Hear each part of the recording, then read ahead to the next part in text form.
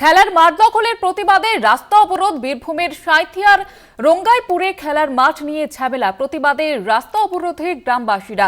ঘটনাস্থলে সাঁইথিয়া থানার পুলিশ। খেলার মাঠ দখলের প্রতিবাদে এবার রাস্তা অবরোধ। বীরভূমের সাঁইথিয়ার রঙ্গাইপুর খেলার মাঠ দখল ঘিরে এই উত্তেজনা ছড়িয়েছে। প্রতিবাদে রাস্তা অবরোধে গ্রামবাসীরা। সেই ছবি আপনারা দেখতে পাচ্ছেন। খেলার মাঠ দখলের প্রতিবাদে রাস্তা অবরোধ। বীরভূমের সাঁইথিয়ার রঙ্গাইপুরে খেলার মাঠ নিয়ে ঝামেলা। প্রতিবাদে রাস্তা অবরোধে গ্রামবাসীরা। ঘটনাস্থলে সাঁইথিয়া থানার পুলিশ পৌঁছে যান। সেই ছবি আপনারা দেখতে পাচ্ছেন এই মুহূর্তে।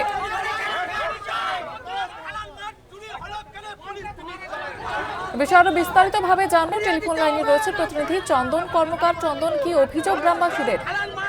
দেখো, যেটা হচ্ছে সাঁইথিয়া থানার রঙ্গাইপুর এলাকাতে যেটা গ্রামবাসীরা একটা অভিযোগ করে আজকে রাস্তা অবরোধ শুরু করেছে সকাল থেকে।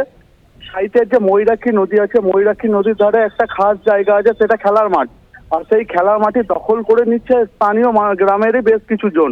আর এর প্রতিবাদে সাঁইথিয়া থেকে সিউড়ি যাওয়ার যে রাস্তা আছে, সেই রাস্তা প্রায় 40 মিনিট ধরে অবরোধ করে রেখে দিয়েছে গ্রামবাসীরা।